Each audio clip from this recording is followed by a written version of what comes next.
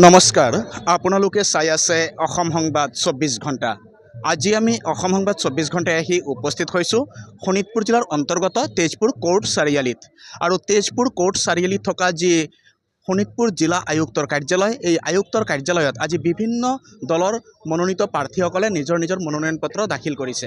সমান্তৰালভাৱে আজি গণ সুৰক্ষা পাৰ্টিৰো যিগৰাকী প্ৰাৰ্থী যশোৱা বাৰ্জ তেখেতে ইয়াত মনোনয়ন পত্ৰ দাখিল কৰিব আৰু ইতিমধ্যে তেখেতে সমৰ্থকক লগত লৈ আহিছে শোণিতপুৰ জিলা আয়ুক্তৰ কাৰ্যালয়ত।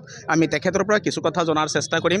দেখা গৈছে আজি আপুনি বৰছলা বিধানসভা সমষ্টিৰ এগৰাকী প্ৰাৰ্থী হিচাপে আজি আপুনি মনোনয়ন পত্ৰ দাখিল কৰিব আৰু সমৰ্থক লগত লৈ আজি আহিছে আপুনি জিলা আয়ুক্তৰ কাৰ্যালয়ত মনোনয়ন পত্ৰ দাখিল কৰিবলৈ। কি ক'ব? হয়, নমস্কাৰ। মোৰ নাম শ্ৰী যশোৱা বাৰ্জ। মই গণ সুৰক্ষা প্ৰাৰ্থীৰ মই এজন হবি কেণ্ডিডেট আৰু মই টিকেট পাইছোঁ আৰু আজি মই মনোনয়ন পত্ৰ দাখিল কৰিবৰ কাৰণে আমি ৰাইজ হৈ ওলাইছোঁ আৰু মোৰ বিপুল ৰাইজৰ সমৰ্থনত মই আজি আগবাঢ়িবৰ কাৰণে তেওঁলোকে ৰাইজে মোক সঁহাৰি দিলে আৰু মোক সাহস দিলে, প্ৰেৰণা যোগালে।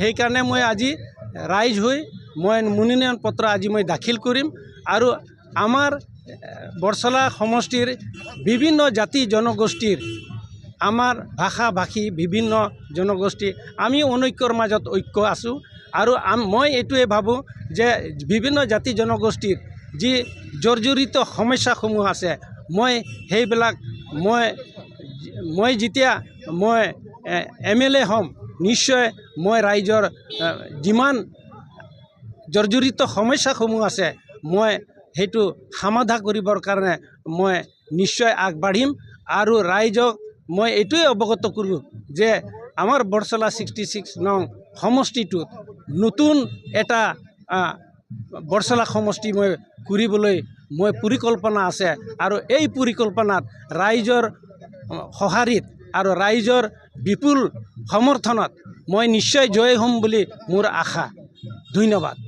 হয়, ইতিমধ্যে শুনিলে গণ সুৰক্ষা পাৰ্টিৰ 66 নং বৰছলা বিধানসভা সমষ্টিৰ যিগৰাকী প্ৰক্ষেপিত প্ৰাৰ্থী যশোৱা বাৰ্জ আৰু যশোৱা বাৰ্জয়ে আজি সমৰ্থকক লগত লৈ আহিছে শোণিতপুৰ জিলা আয়ুক্তৰ কাৰ্যালয়ত আৰু তেখেতে আজি মনোনয়ন পত্ৰ দাখিল কৰিব আৰু তেখেতে আশাবাদী 66 নং বৰছলা বিধানসভা সমষ্টিৰ ৰাইজে তেখেতক এইবেলি বিপুল ভোটত জয়ী কৰি অসম বিধানসভাৰ মজিয়ালৈ পঠিয়াব আৰু যদি তেখেতে অসম বিধানসভাৰ মজিয়াত যায় ৰাইজৰ হকে কাম কৰিব বুলি তেখেতে আজি প্ৰতিশ্ৰুতি দিছে।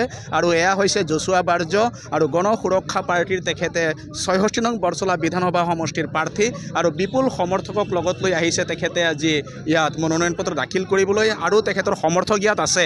চমুকে কিছু কথা জনাৰ চেষ্টা কৰিম। কি ক'ব আজি দিনত চমুকে? হয়, আমি 66 নং বৰছলা সমষ্টিৰ পৰা আমি আমাৰ যশোৱা বাৰ্জ ছাৰক আমি আগন্তুক বিধানসভাৰ কাৰণে আমি MLA হিচাপে আমি চাব বিচাৰোঁ কাৰণ তেখেতৰ অৱদান বহুত আছে। কাৰণ তেখেত বহুত আগৰ পৰাই আমাৰ সমাজৰ মাজত আৰু বিভিন্ন ৰাইজৰ মাজত তেখেতৰ অৱদান আছে সমাজ কৰ্মী হিচাপে আৰু তেখেত ব্যক্তিগত হিচাপে বহুত মানুহক মানে সহায় আগবঢ়াইছে আৰু কৰিও আছে এতিয়ালৈকে। গতিকে আমি বিচাৰোঁ আমাৰ যিজন মানে প্ৰাৰ্থী যশোৱা বাৰ্জ ছাৰ নিশ্চয় আমাৰ সমষ্টিৰ কাৰণে মানে আগন্তুক সময়ত মানে কাম কৰি যাব বুলি আমি আশাবাদী। হয়, ইতিমধ্যে শুনিলে যশোৱা বাৰ্জৰ এটা সুকীয়া পৰিচয় আছে।